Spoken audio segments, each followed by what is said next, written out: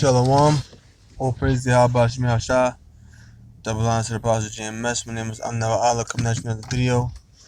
In this video, the topic is going to basically be about faith. And I want to deal with the book of Mark chapter 9, starting verse 14. That is speaking of Yahweh Shah. It says, a lot of stuff I can read, but starting verse 14. And when he came to the disciples from Yahweh Shah, he saw a great multitude about them, and the scribes questioning with them. So the Yahweh Shah saw a great multitude around his disciples, and the scribes were questioning them. And straightway all the people, when they beheld him, were greatly amazed, and running to him, saluted him. So they saw Yahweh Shah, and they was amazed, and they ran to Yahweh Shah and saluted him. And he asked the scribes, what question ye with them? That's like what we do now. The disciples is under Yahweh Shah. So when Yahweh Shah saw the disciples being asked questions by the scribes, he came up and said, what question did you ask him? What's going on? What's your question? That's the same thing we do now. If a brother out there teaching and he may not know an answer to a particular question, or and another brother is over him, he comes up and he stands to the forefront and asks the person, what was your question? Like Yahweh Shah did. So we're doing the same thing the Lord did. And he asked the scribes, what question you with them? In other words, what were you asking my disciples? And one of them said, multitude. And one of the multitude answered and said, so a person of the multitude, so Yahweh Shah, he said, Master, I have brought unto thee my son, which has a dumb spirit, meaning where he couldn't speak. Okay? He had a speech impediment. When you read it, when you go to that in the Greek, I'm not going to go to it, but it says a difficulty in his faculty of speech, or speechless. So this man could not have been able to speak at all. When you have what's what I'm looking for. You have a difficulty in the faculty of speech when you can't speak at all. So this man was dumb. This man couldn't speak. And wheresoever he taketh him, he teareth him. Wheresoever he goes, he teareth him. He scratches his own self up. And he foameth at the mouth, and gnasheth with his teeth, and pineth away. And I spake to thy disciples, and that they should cast him out, and they could not. And he spake to the disciples that they would cast this demon off of him, this spirit that was off of his son, but they could not. He answered him and saith, O faithless generation, how long shall I be with you? How long shall I suffer you? Bring him unto me. So Yahweh Shah called the disciples faithless, because he lacked the faith to be able to cleanse that man of that unclean spirit that was upon him. And they brought him unto him. And when he saw him, straightway the spirit tear him, and he fell on the ground and wallowed foaming. And he asked his father, how long is it ago since this came unto him? Sorry, I think that's the verse. Okay, I'll read verse 19 again. He answered him and saith, O faithless generation, how long shall I be with you? How long what shall I suffer you? Bring him unto me. So they brought this man to Yahweh Shah. And they brought him unto him, and when he saw him, straightway the spirit tear him, and he fell on the ground and wallowed foaming. So the spirit came out of him, and he fell to the ground, and he was foaming.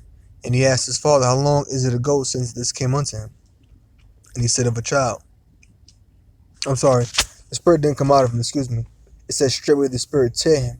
So the spirit tore him, he started to scratch himself up, and he fell to the ground, and he was foaming. And Yahweh Shah asked his father, right?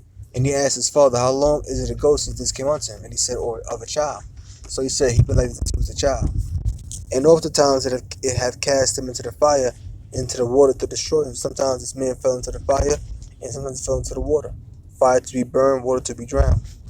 But if thou canst do anything, have compassion on us and help us. So he asked Yahweh Shah to have compassion and to heal his son. Yahweh Shah said unto him, if thou canst believe, all things are possible to him that believeth. Right? So all things are possible to him that believeth. All things are possible to him. So if you believe in Yahweh Shah, if you believe in Yahweh Shah, then all things are possible. And straightway the father of the child cried out and said with tears, Lord, I believe, help thou mine unbelief. So he believed, but he asked the Lord to help his unbelief. Why? Because he wasn't on a certain level of faith. He said, Lord, I believe, help thou my unbelief. In other words, make my faith stronger. Make my ability to believe even greater than what it is. Okay? Then Yahushua saw that the people came running together. He rebuked the foul spirit, saying unto him, Thou dumb and deaf spirit, I charge thee, come out of him, and enter no more into him. And the spirit cried and rent him sore, and came out of him, and he was as one dead, and so much that many said he is dead. But Yahushua took him by the hand and lifted him up, and he arose. So Yahushua healed this man of that spirit. It says, reading on, it says, and when he was coming to the house, his disciples asked him privately, Why could not we cast him out? So they went to Yahushua and said, Yahushua, how come we couldn't cast him out? What's wrong? And he said unto them, This kind can come forth by nothing but by prayer and fasting. So by prayer and fasting. Okay? As a matter of fact, I'm looking up in the book of Matthew 17. This is same situation.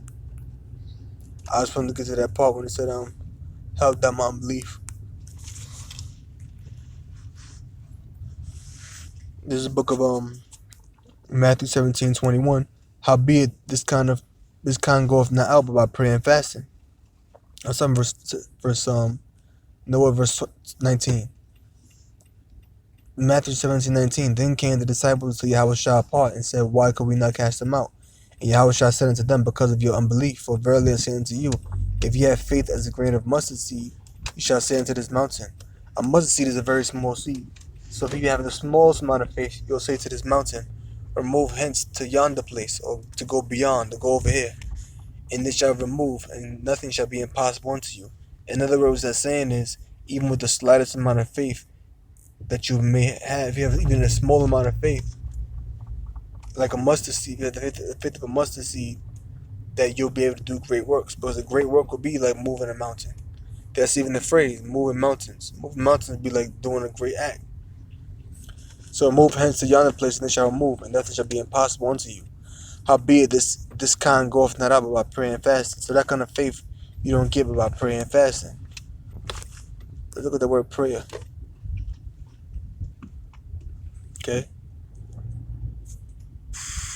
Strong's G 4335. Prasuche. And it says prayer addressed to the Most High, a prayer set apart or suited for the offering of prayer, a synagogue, a place in the open air where the Jews were wont to pray.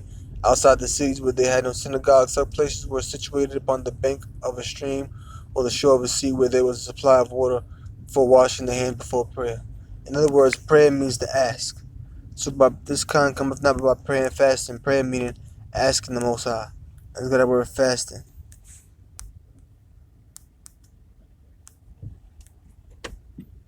Okay.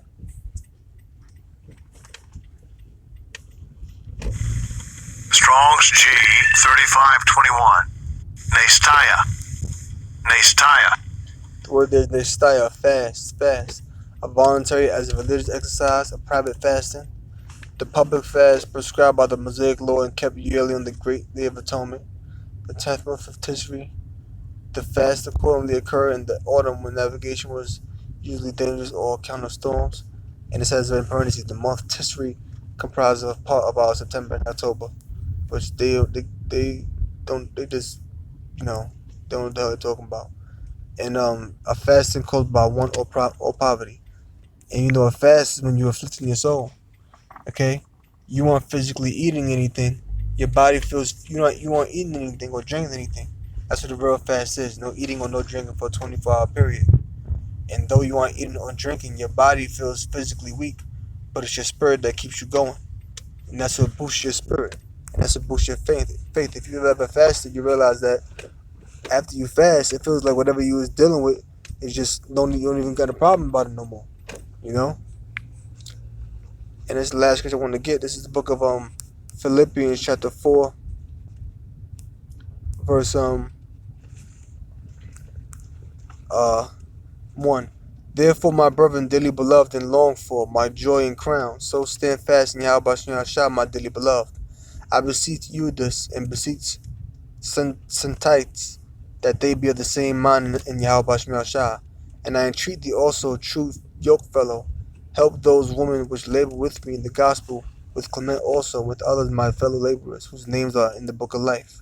Rejoice in Yahweh Shem Shah always, and again I say, always, and again I say, rejoice. Let your moderation be known unto all men. Yahweh Shem Shah is at hand. That's right, Yahweh Shem Shah is at hand. We're in the time of Yahweh Shah's return. He'll be here soon. And it says, be careful for nothing, verse 6. So this is what the Apostle Paul is saying to these people. Be careful for nothing. It's got the word be careful. The word careful. Okay? Word careful.